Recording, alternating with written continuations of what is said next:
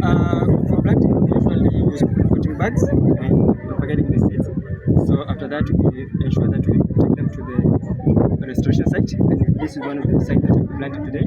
And because we want to reduce the amount of plastic waste that we produce, we're going to ensure that we remove this potting bag carefully to make it available for propagation of other seedlings in future planting. So how we start? If you have the seedling, you start by massaging it so that the bag can loosen from the soil ball. Then you get hold of the seed, the top, and pull the bag upward.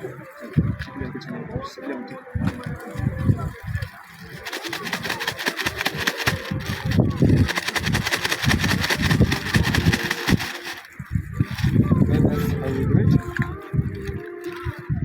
And place it at the middle of the hole.